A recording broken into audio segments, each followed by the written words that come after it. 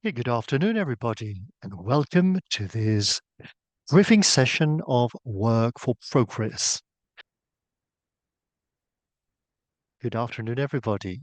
First of all, let me introduce myself. My name is Adriana Bardoled. I'm in charge of international programs. Some of us know each other, and it's always a pleasure to be here with all of you. I'd like to introduce the La Caixa Foundation's team. We are here with Marta Solsona, who is in charge of the Work for Progress program, one of the main people involved in this program.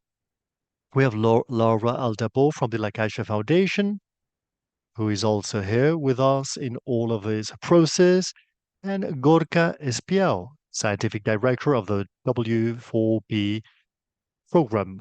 I'm sure that most of you know him. We also have Laura Fernandez, who will be with us afterwards, as she has been going through the process of the call for W4P on the research side. So let me give you a couple of housekeeping issues to start. Below at the bottom, you can choose the language. I hear a lot of noise.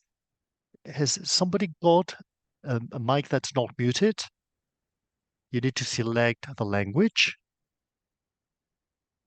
For Mozambique and India, you need to actually tune in the English channel.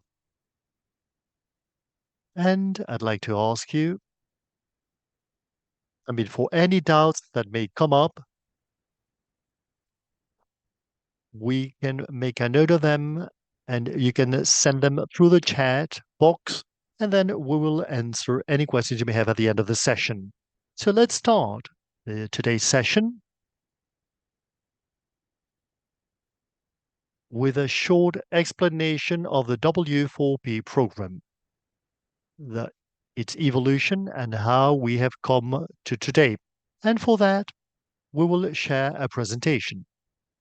And afterwards, we will share information with Gorka Spial, the program's scientific director, and then some more technical issues and the impact call and the whole definition of the program in terms of the call, etc. So to start, with regards to the W4P program, some of you know it, others may be new to it. This is a program that promotes innovation and quality employment for vulnerable women and young people through multi-stakeholder platforms. In other words, W4P makes the most advanced social innovation tools available to international cooperation programs. And that doesn't mean people can actually go back to it. And we are flexible with regards to the needs that spring up in the different territories. W4P was launched in 2017, and it has made available many social innovation tools, technology, and new ways of working in the field of cooperation. It is a program that has been linked from the very beginning to the Sustainable Development Goals and with other programs.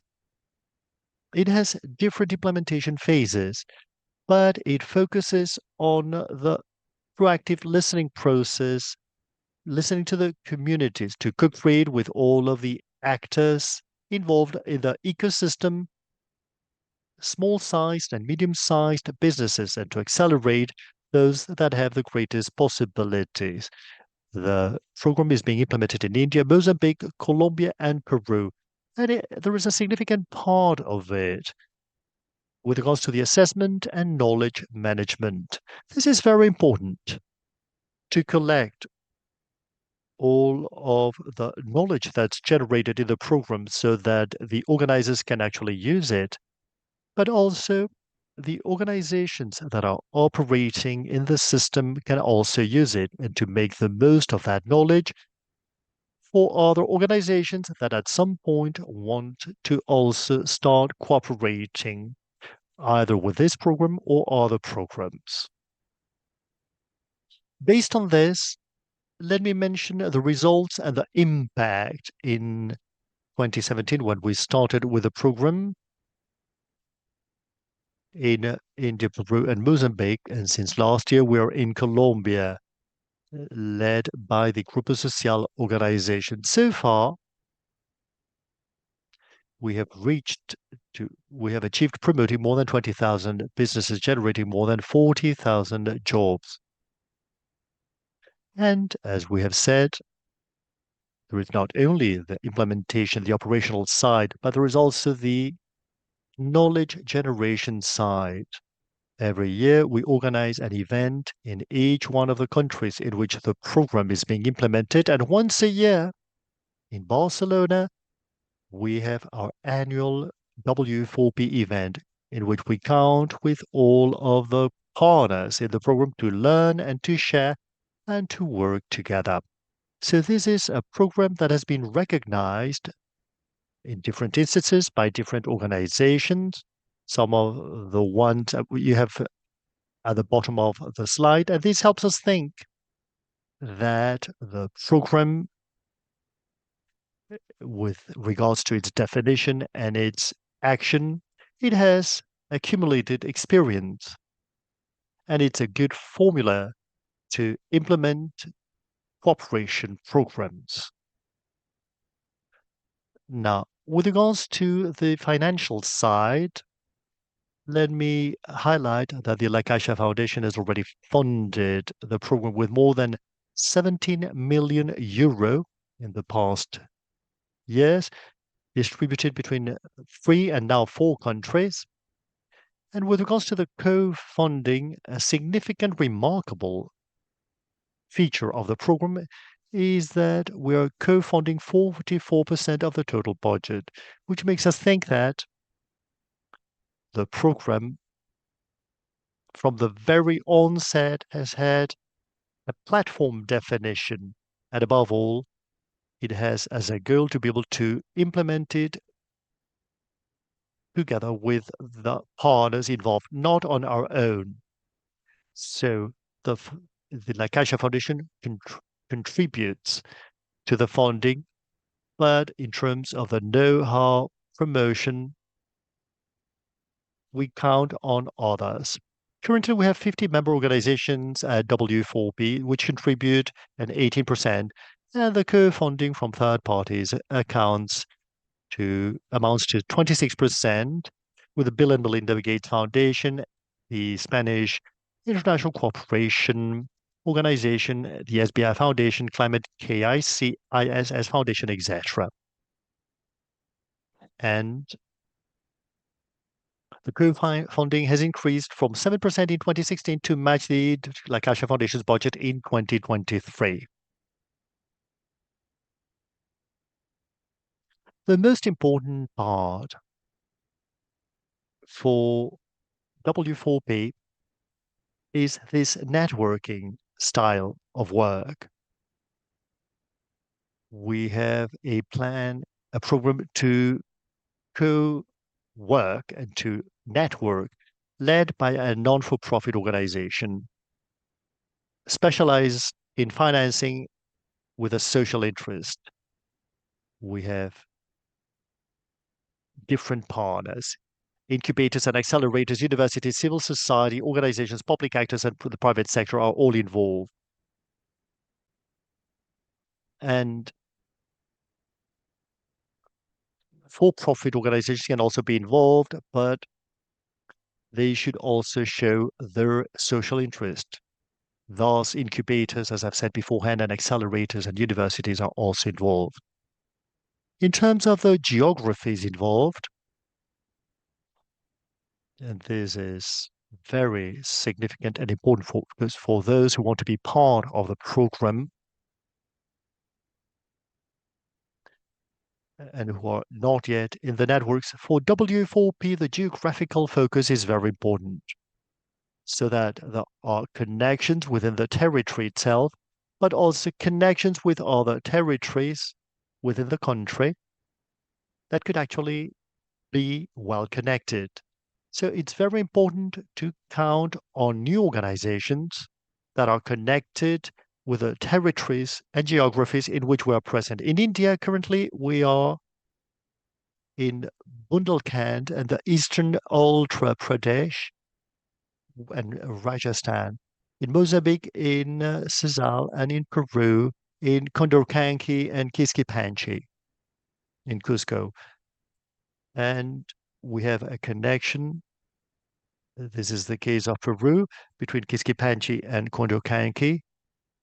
And after a number of years, there were also proposals for Lima, but always connected to the prototypes that were being promoted and carried out in the other two regions. Now, with regards to the novelty this year, W4P so far has worked through donations and aid. And we continue with this system in order to cover the initiative actions that are being proposed. But from this year on, we're also including, and you have seen it as part of the guideline and the details of the call, sort of refundable funding in order to promote access to funding for companies in the W4P ecosystem, in some cases, very small sized companies. And we try to find a space, those spaces which are not being covered, and to incentivize organizations to work in this system, in the W4P system. We know that this is a significant novelty, but I'd like to highlight that for us, it is a natural evolution pathway for W4P. In the program, there are 50 organizations, in addition to an advisory committee, and in addition to Broca Spiao, there are other experts in the advisory committee, and I'd like to thank them for their contributions, the contributions they make to the program. And we also count on a coordinating team on site in the field in Peru and Colombia, who are also coordinating and leading the implementation process in each one of these countries. I'd like to thank all of them for the excellent work they have been carrying out. And why impact investment? We're well aware that behind these 7 or 8 years of implementation of the program, many of the companies incubated by W4P need funding in order to grow. And through the process of active listening with the organizations, sometimes they have many difficulties to access investment due to a lack of credit history. So what are we looking for? We want to bring forth a catalytic capital to encourage different entities to design innovative funding vehicles that are the most viable for our W4P program, and to actually bring forth these companies to cover the needs. And the strategy focuses on the most feasible and investment-ready W4P incubated companies, and also other companies in the ecosystem that can enable the growth of W4P companies such as cooperatives and commercial distribution companies. So here, I'd like to highlight that the foundation with this initiative is not seeking financial profits, but the only thing that the La Caixa Foundation wants to do is to recover part of the funds to reinvest it in the program itself. The point is to reinvest in the very program these recovered funds for other programs.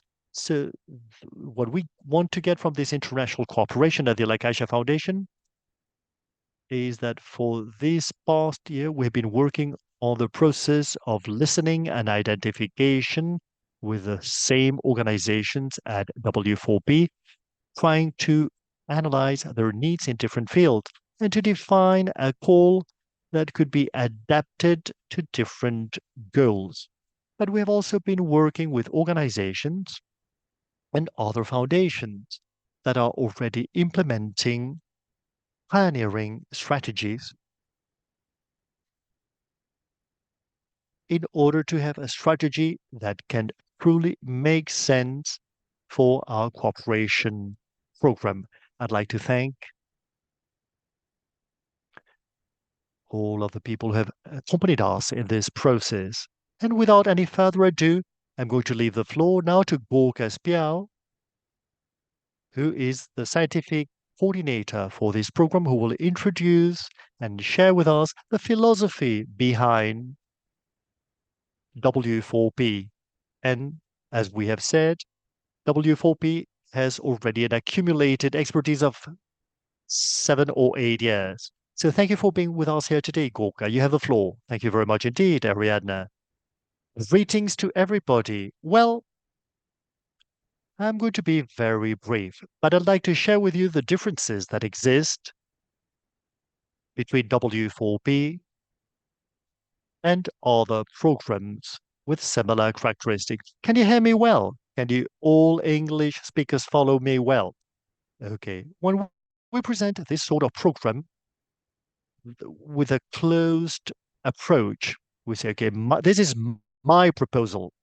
And the assessment afterwards is based on showing or verifying that you have done what you promised you would do. In the case of W4P, the main difference lies in the fact that part of the job employment generation basis in rural and less privileged environments with greater difficulties than other programs. At the end of the day, the point is to find the right solution for each context. And therefore, we believe that it is an innovation program and an experimental program rather than a traditional development program. So W4P within this action framework works within this action framework. And what we ask from the proposals is what we show in the image on screen. We do not want to have a closed proposal of what you want to do together with other organizations. But above all, we want to see how you can respond to the main challenges you will find on the way. First of all, to be able to to be able to listen to the needs of the communities you want to work with. What are the difficulties, the needs, and the opportunities that exist for employment generation in these places, these specific places? We're more interested in knowing how you will be listening to the communities to find out about their needs and exactly what are the outcomes that this process could have. And secondly, we want to know how other agents will be involved during the process of work. In other words, how we will keep the door open so that depending on the needs that are spotted, we can actually co-create these new solutions. And these ideas and these solutions need to be taken to a prototyping scenario and an acceleration scenario for those that work to be able to scale them up. Now, this phase of the program, well, we believe that the ideas that have been already tested out in the program's context by the different organizations, that they should be scaled up. And that's why, as Ariana has just said, during the past few years, novelties with regards to the dissemination of the initiatives have this goal in mind to be able to scale them up and to be able to increase other funding sources once they have shown that they can have impact we want the impact we want. Because it's very important that these these projects that are in different developmental stages, we should never forget that the each phase will need to keep a constant listening approach with the different communities and to look for different co-creation mechanisms and to be trying new solutions in real time.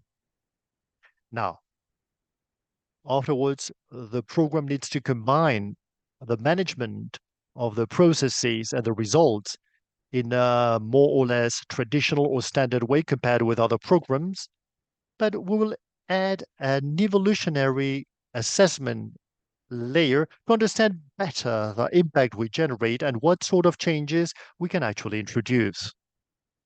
And on my side, I just want to say, I'd like to highlight that in this process, we give a special importance to the systemic prototyping creation. Prototypes or ideas that are not an end in themselves. They do not generate a specific amount of jobs, but they can be used as catalysts for other employment creation initiatives be able to scale up.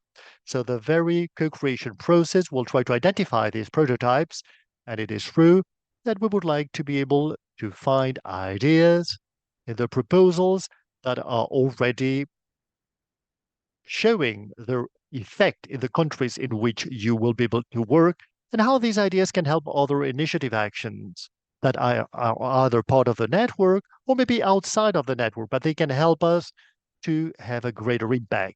So on my side, I'm going to stop here. And if you have any questions, I'll be delighted to answer you. Thank you. Thank you very much indeed, Gorka.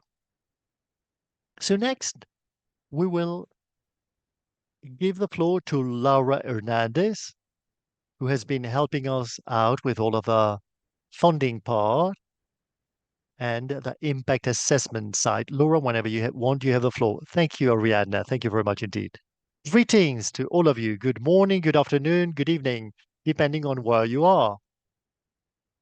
The impact investment mode complies with exactly the same philosophy that Gorka and Ariadna have shared with us, and with this innovation and learning spirit.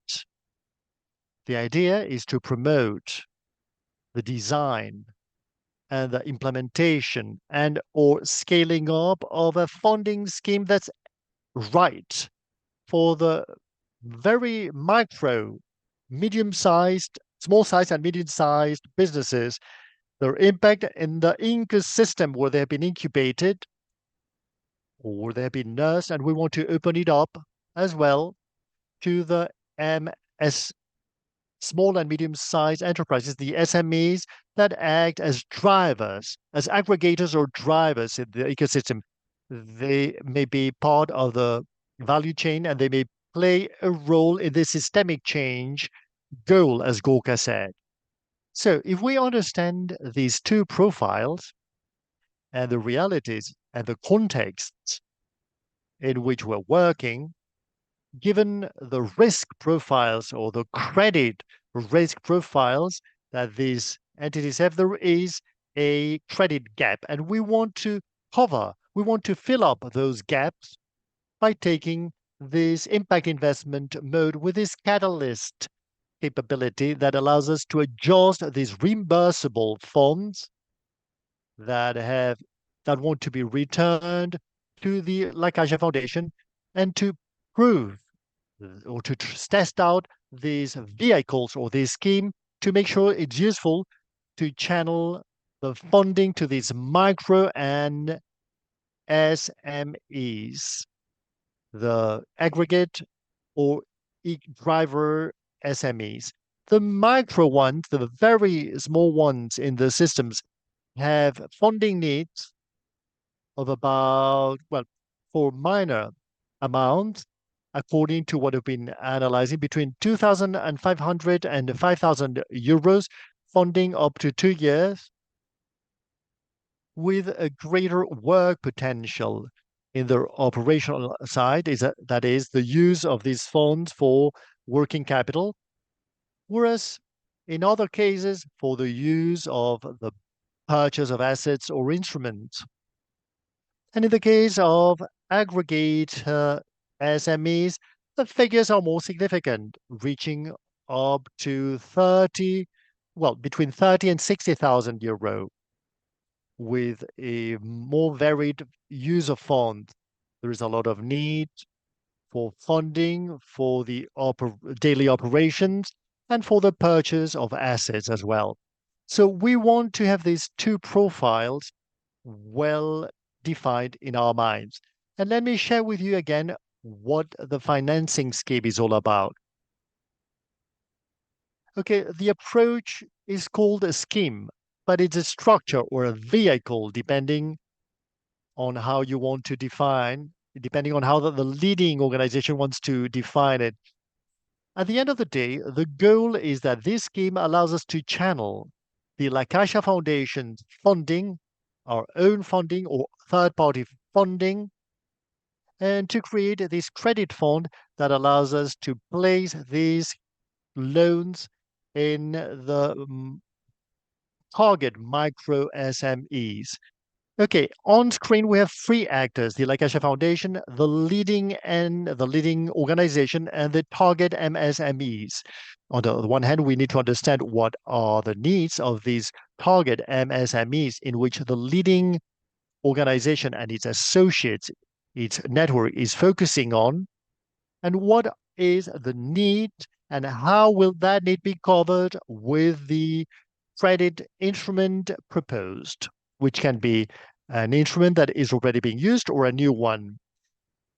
I mean, we are not truly looking for innovation in this field. So, on the one hand, we need to understand the instrument, i.e., this is the direct attention to the micro SMEs and how it will be structured by this revolving credit fund. So the leading organization will have the capacity to propose according to the needs it sees on the field and depending on its own internal needs, a scheme. It will be able to propose a scheme that will combine the reimbursable resources for that credit fund and non-reimbursable credits for management cost to cover management costs and for the different users, and even a technical assistance fund. Now, these non-reimbursable resources are specific within this mode of investment in order to cover the technical assistance for the target MSMEs or the needs for the leading organization that strengthening needs. That doesn't mean, this leading organization can participate as well in the classical donation mode, as long as there is a logical and regional strategy between both modes. But in this case, this combination of reimbursable resources and non-reimbursable resources focuses on serving the credit fund. So what the La Caixa Foundation is being asked for is to have an amount for these reimbursable funds that are devoted to the placing of these direct loans for the target SMEs and an amount of non-reimbursable funds to cover technical assistance and usage costs. And as you can see on the right-hand side of the scheme, we believe that there could be an organization that's looking to work with an impact MSMEs or aggregator or driving MSMEs or a combination of both, but always bearing in mind what are the right instruments for each profile of the organizations it's covering. So we need to understand the context and the needs of each specific target MSME. If we now get down into the detail, what we're looking for is that the leading organization within this scheme can actually explain very well how they will use, what will be the use and the destination of these funds. If we now go to the reimbursable resources block, what we expect is that most funds will be devoted to a loan fund.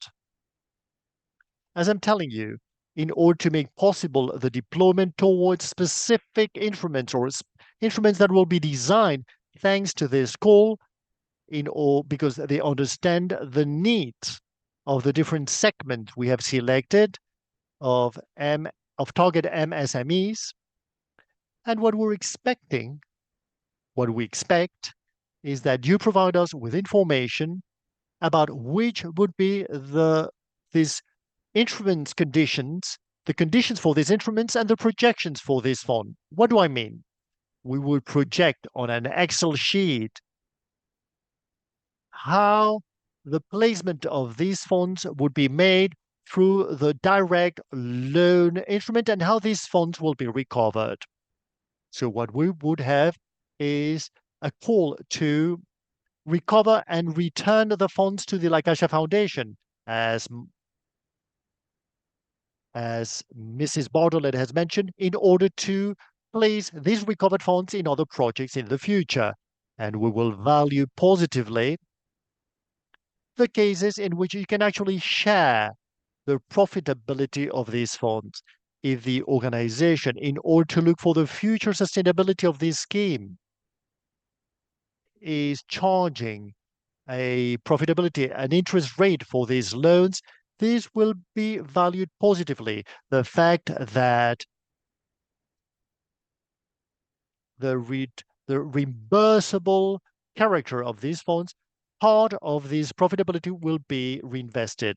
We are not calculating this explicitly because we believe that the needs, this range should be adjusted to the field needs. And that's why we provide certain flexibility to the proposal.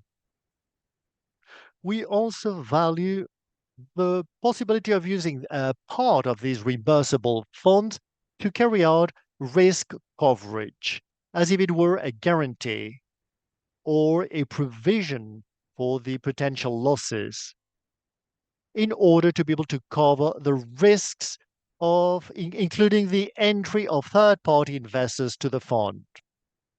Once again, let me highlight that if the leading organization proposes to use these funds for the risk coverage part, what we would expect is the approach about which would be the coverages they would carry out and the provisions they would be applying in order to adjust the scheme to the local reality and to the reality of the vehicle they propose. These reimbursable resources, as I've said beforehand, would be combined with non-reimbursable resources, which we suggest they should be up to a 20% of the call. Here, technical assistance is very relevant from a classical perspective of giving support to MSMEs, but also for the design of the credit instrument or other strengthening needs of the leading organization.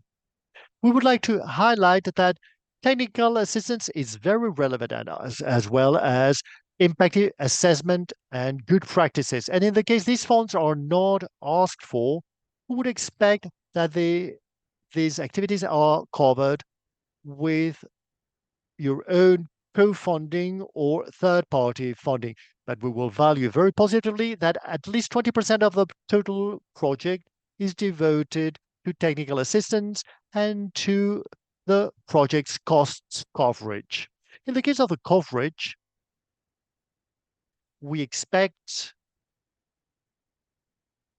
to devote non-reimbursable resources, either for direct coverage, the direct coverage to cover the management expenses up to a certain amount, as long as it's well balanced out with the funding, and it would be under the way of a anticipation of these expenses, or through incentives schemes, i.e., an award for the impact. And here we could consider a coverage or a greater assistance for these expenses, always looking for certain indicators, KPIs, or indicators, or results indicators, or outcome indicators, in which certain impact results are reached like, for example, the number of loans led by women or by the vulnerable population we are caring for.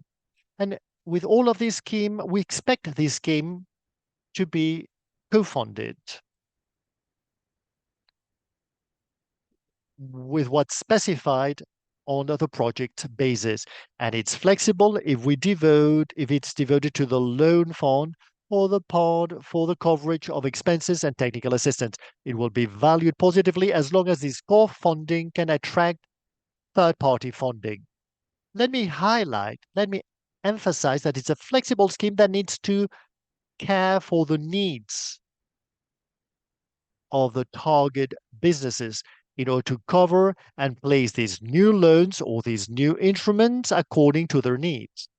And the leading organization should establish this structure if it doesn't have it already, so that it can actually set it up and guarantee, or at least we should look for that learning and that sustainability for the future. So that's our call. Thank you very much indeed. Thank you so much, Laura. I believe that you have used a term that you have repeated that term that reflects the spirit of this call, which is flexibility. You have used the term flexibility. We're well aware that we're talking about a proposal that's very different from the one we are normally used to. It is something new, but it is also true that those of you who have worked for W4P, you have been able to experience it firsthand. We always try to be very flexible when it comes to implementing new methodologies and new formulae that could help the communities to improve their situation. So we have a very clear definition of what we're looking for, of what W4P is looking for, but uh, it doesn't come from the La Caixa Foundation. It comes from the very partners involved, and this is the first time that we're going to implement it. So we will try and be as flexible as possible and to adapt to the reality that we face. Thank you very much indeed, Laura, for your excellent explanation. And now I'm going to give the floor to Marta Sulsona, who, as I've said at the beginning, is in charge of the W4P program. She is the head and the soul of this program. So now she will tell us about the different requirements for the leading entity and the different technical details of the call. Well, thank you. Thank you, Ariadna. Can you hear me well? We can hear you very well, Martha. Thank you, Ariadna, and thank you, Gorka and Laura, for sharing with us the conceptual framework and the novelties for this year's call. So let me give you an overview of what are the requirements, the timing, and assessment criteria for this year's call. With regards to the requirements, as has already been said at the beginning, we want proposals presented by networks of organizations, which can be composed from two to four organizations, led by what we call the leading organization. The leading organization is the one that registers the program within the La Caixa Foundation's platform. It will introduce all of the information, both about itself and about other partner organizations, and also the proposal. And the leading organization is the one that, if the proposal is selected, is going to be the organization with which the La Caixa Foundation signs the agreement, and it would be held responsible for the funds and for the reporting. This year, as we have said, the call includes two modes, the donation mode and the reimbursable funding mode. One organization can be can present to both modes. It can only present one proposal for each one of the two modes, but it can present proposals, one proposal for each mode. In other words, two proposals. But as Laura Fernandez has said, both proposals must have a strategic outlook. They have to be related between each other. They cannot be two proposals that are totally separated and isolated. So how this leading organization be? For the donation mode, which is the one that we've used so far at the W4P, the leading organization must be a non-for-profit. It should be audited. In fact, we demand that it present the latest audit report, and it must have at least a 5-year experience working to end poverty, the creation of employment, etc. And it's very important. I mean, the leading organization can be a Spanish organization, but it can also be an organization from the countries in which the call is presented. In other words, an organization from Mozambique, India, or Peru. What's very important is that in case it's a Spanish organization, within the network, there must be also local organizations. This is very important for W4P because what the program promotes is the local development, the development of the local ecosystem. And therefore, here the role played by the local organizations is super important. Now, in terms of the refundable funding mode, the leading organization as a novelty can be both a non-for-profit or a for-profit organization with an experience in funding, in investment projects, but it must have a social focus. It should also present an updated audit report. It must have experience in managing funding instruments, and it should come together with a local organization. These are the most important requirements to be part of the call. Okay? Now, there is something I wanted to mention. What is the maximum budget that can be asked for the donation mode? Just like last year, the maximum budget is 800,000 euro.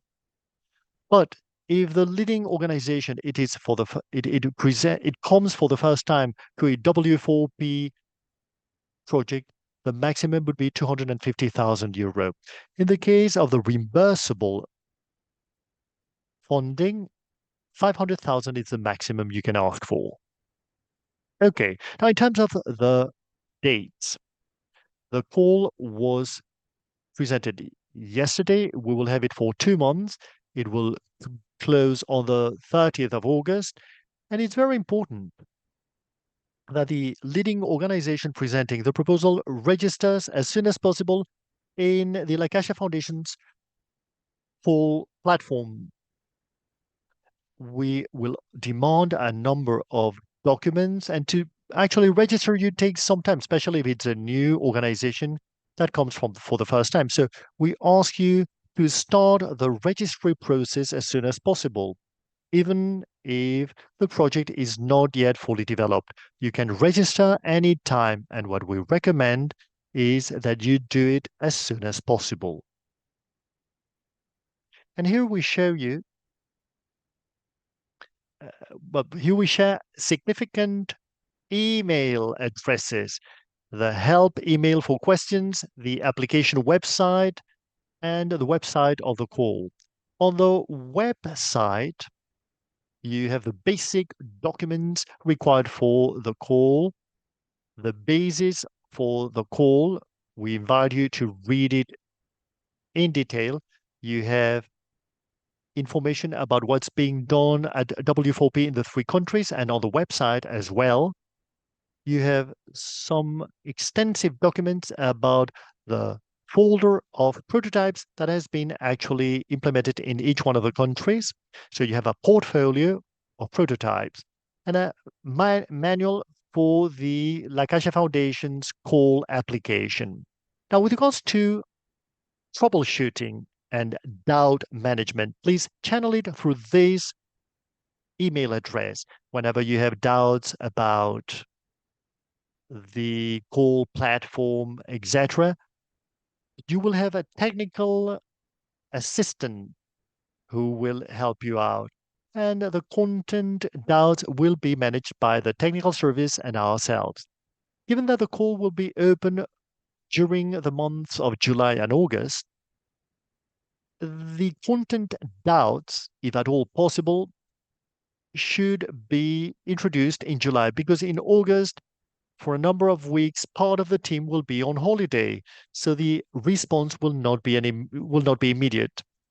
Therefore, we would ask you to read the rules about the call as soon as possible. All of what we're saying here today is being recorded. We will compile the most frequently asked questions, but you must know that you have an email address for doubts, and those doubts should not be left last minute because during the last few weeks in August, the responses will be slower in terms of content. Now, with regards to support, the technological platform will be open throughout the 2 months.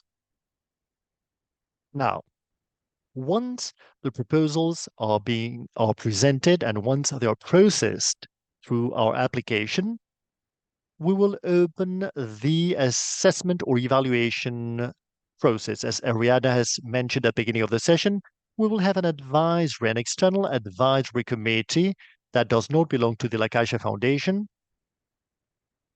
and it will assess especially the network of actors, the complementarity between the different actors involved and how they coordinate themselves. And this is true for both modes. We will also value the fact that there will be projects that are systemic in nature, that have the capacity to create a systemic impact wherever they are implemented in the different geographies where they will be implemented, and they should include the participation and empowerment of the most vulnerable and excluded sectors. W4P focuses on women and young people, especially vulnerable in rural communities, and it is still so, although we are opening up this new impact investment mode. But here, the main, the main point is that the communities we are addressing are very vulnerable communities. We will also value innovation. Innovation not only from a technical point of view, but also innovation about the processes and the work styles and the involvement of a wide diversity of actors. It is increasingly important with regards to mitigation and or adaptation to climate change. This is one of the most important aspects of the W4P project. You will see there are a number of chapters in the proposal that we ask you to present how these prototypes that will be implemented can actually help to mitigate climate change. That will also be very much valued. And also the financial feasibility of the different initiatives that are presented, how they can be inserted in value or production chains, the potential to enter markets. This is something we have been working out in the program for a number of years now. And how these networks that are being presented could generate greater cooperation opportunities in addition to generating a positive impact, of course. As I've already said, all of the proposals will be assessed by an external committee. There will be 2 phases for the evaluation, and they will be presented to all of the governance bodies at the La Caixa Foundation. During the assessment process, especially during the final phases, we may ask to interview you to clarify doubts. Oftentimes, what we include in the proposals is not fully understood or it's not clear. So these online interviews are very useful to clarify these sort of doubts. And finally, in terms of timing, in terms of the calendar, the whole evaluation will be carried out in September, and we will be able to have a decision by the beginning of October. So that's all, folks. for the time being at least. So now we will stop sharing the screen and we open up the Q&A session now.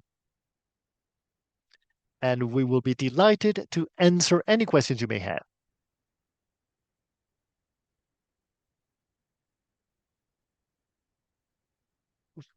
For the time being, we have a number of questions on the chat. It says here that we have a project.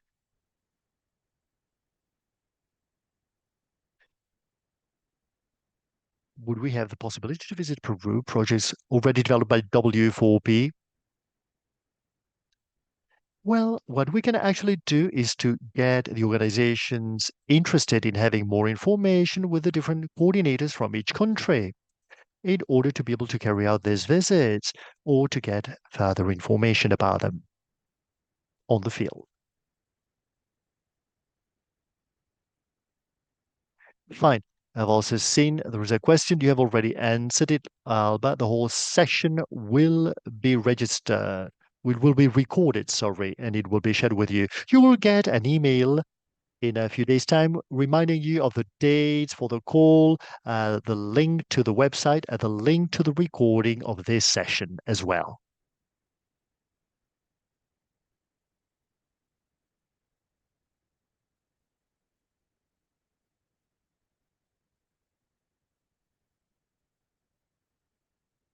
Fine. So we have all the questions.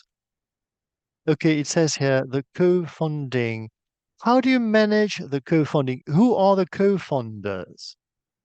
On the project's basis, you will see that we have asked that the proposals include a 10% of the budget as co-funding. In other words, at least if the budget has, for example, an amount of 100, we would cover 90 and the remaining 10 would need to be covered with co-funding from the network of organizations or from third-party organizations. You will see that in the budget model, these columns have been included to include the co-funding part. Okay, let me read out the different questions. Okay, Laura? Okay, it says here, okay, fine. The reimbursable amount for an organization that's just starting is 500,000 euro. Are you referring? I reckon you refer to mode B, the reimbursable organization, the reimbursable resource or the reimbursable fund mode. Yes, it's a new mode, so it's maximum 500,000 for everybody. This with regards to the grant mode. The donation or grant mode, there are two amounts, 800,000 for for leading organizations that have already participated in the program, and one up to 250,000 for the new organizations.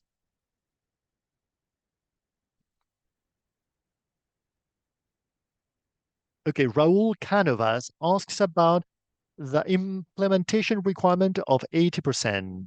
Okay, this refers to the organizations that come that that present a second phase in the call. We normally require that at least 80% of the funds from the first phase have already been implemented.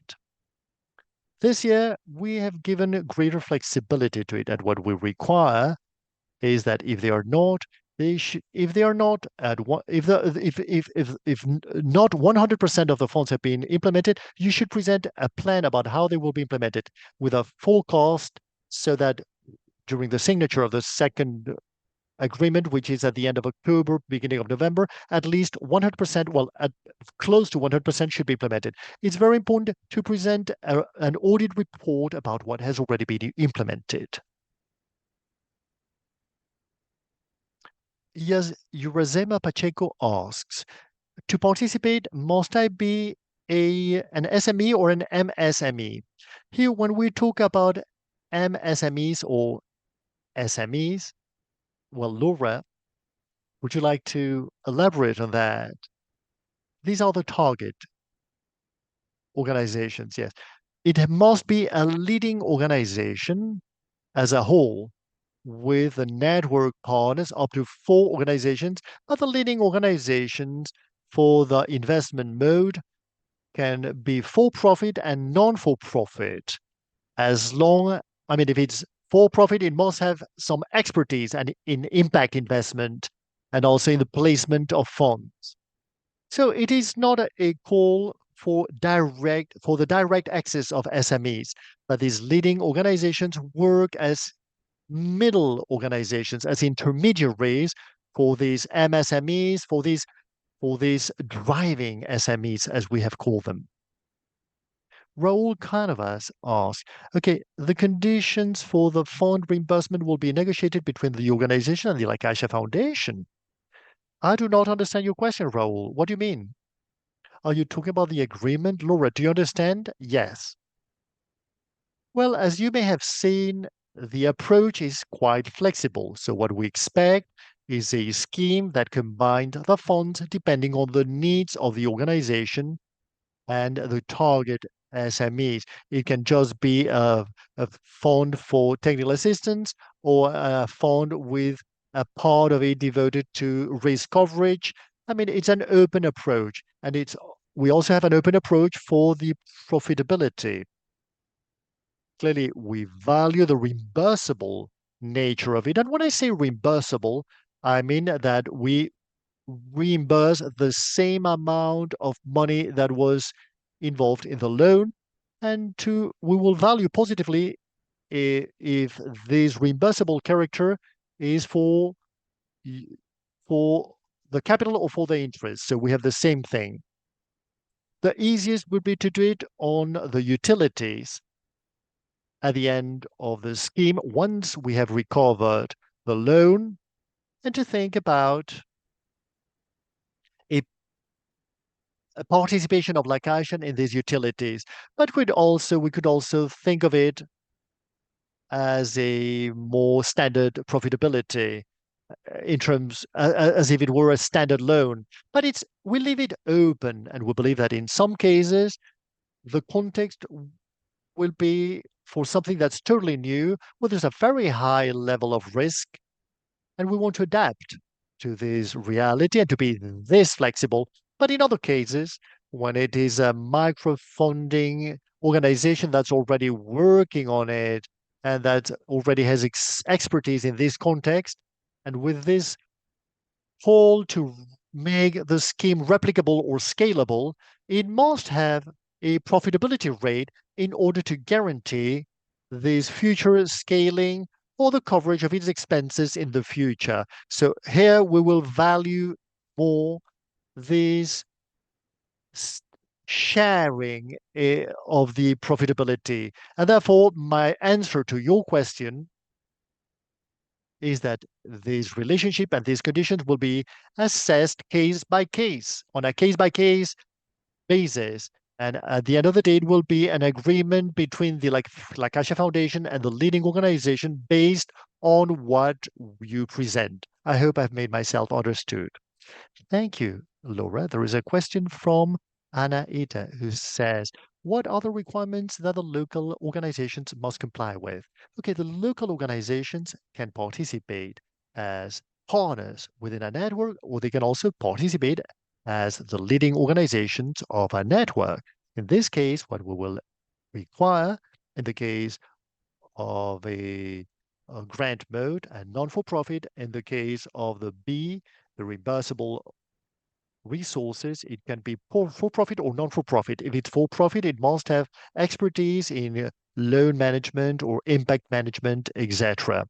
We also require that they be audited, especially if it's the leading organization. Within the platform, you will see that for all of the organizations, we require information, financial information from them.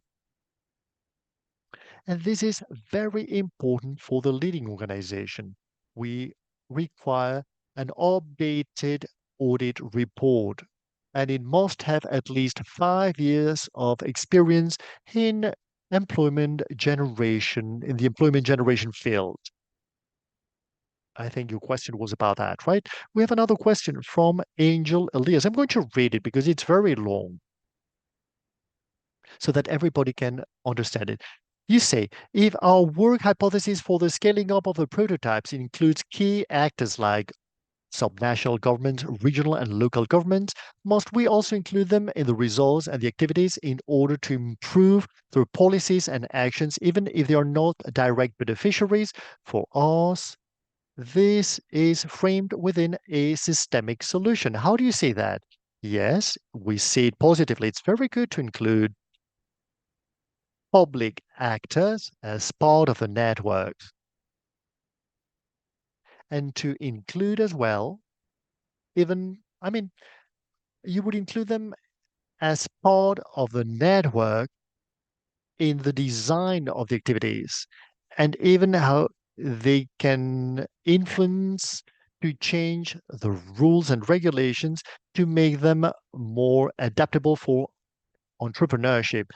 All of this, we would actually see it very positively. It has to be included as part of the call. Okay, with regards to this question,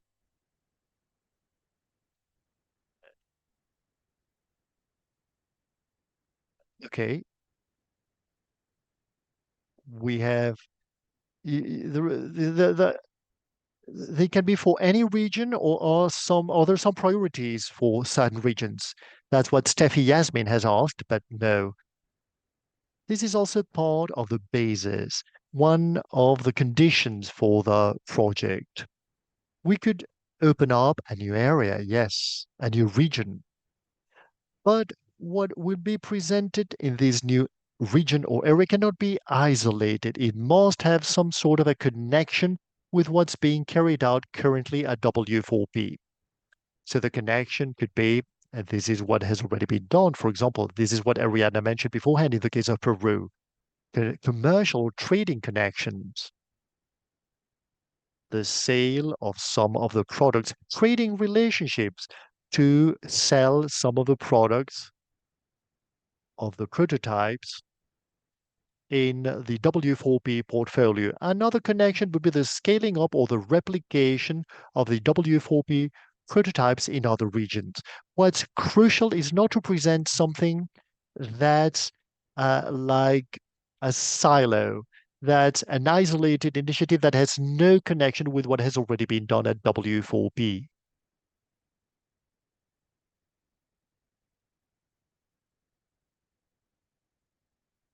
It says here from Ugo, the implementation of the project can be carried out in a province that's not present at W4P. In our case, in Mozambique, we are in Cabo Delgado. There is no problem in presenting value chains because these value chains will bring forth a plus and impact to what has already been implemented. We can even open up a new value chain in another region that has some related aspect to what has already been done. In fact, this is what that has already been done. During the second phase, new value chains are presented. And then there is a question that says, I understand that in Mozambique you're operating in Cabo Delgado. It would be beneficial to explore extending operations to vulnerable communities in Nampula, for instance. Could you provide details or confirm limitations for profit organizations in this expansion?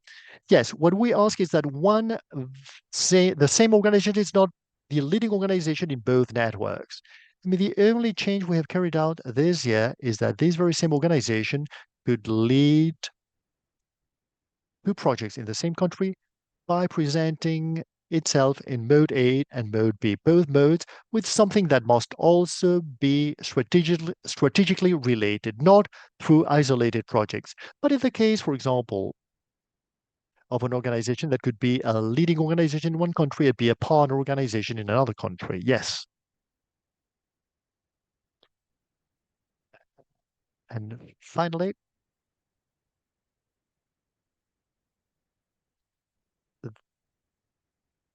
there's a question about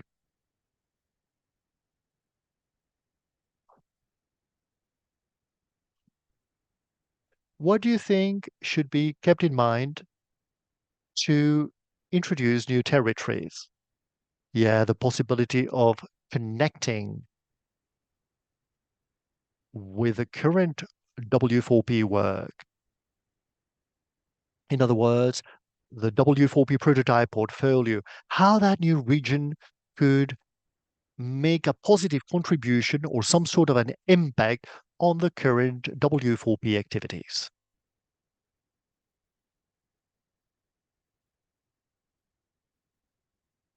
And could other territories be also included? That's a big question. Every year we say the same thing. Every year we have opened up new territories. For example, the case of Peru has been Lima due to commercial relations with Kichipanki and especially with Norkanki. And last year, we opened up a territory in India on the Rajasthan region.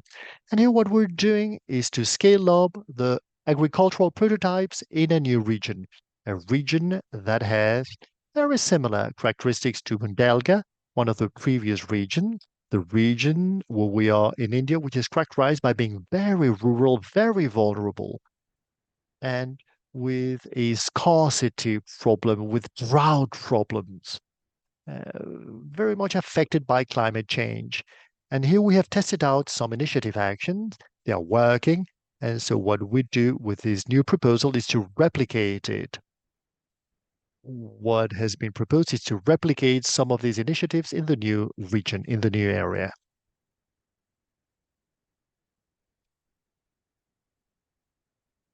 Well, that's it with regards to the chat. But we have our email available if you have any further questions or further queries for us in the future. Thank you, Laura. Thank you. Are there any other queries? Any further queries, please? As we have mentioned, we will share with you the recording of this session and we will be updating your questions in each section of frequently asked questions because normally people always ask the same questions. The ones that come up in the organizations are very similar. So we will actually share with you a document of frequently asked questions, which is very useful. But as Laura has just said, our email devoted to your doubts is open. So we look forward to hearing from you and we will try and solve your queries and doubts as soon as possible. And with a new mode, I'm sure that new questions and new doubts will crop up. So if there is nothing else, I would like to thank you for your participation in this session. I hope this has been a very useful session for you. I hope it has clarified doubts and it encourages you to participate in the call. I'd like to thank Laura and Gorka for their participation. I'd like to thank Laura Dabor as well, Aldabo, for her support today, and the whole team of Focus that has helped us with the technical aspects of the webinar. We have been about 80 participants connected here today, and we're very happy about that because this shows a lot of interest in our program. Thank you very much indeed.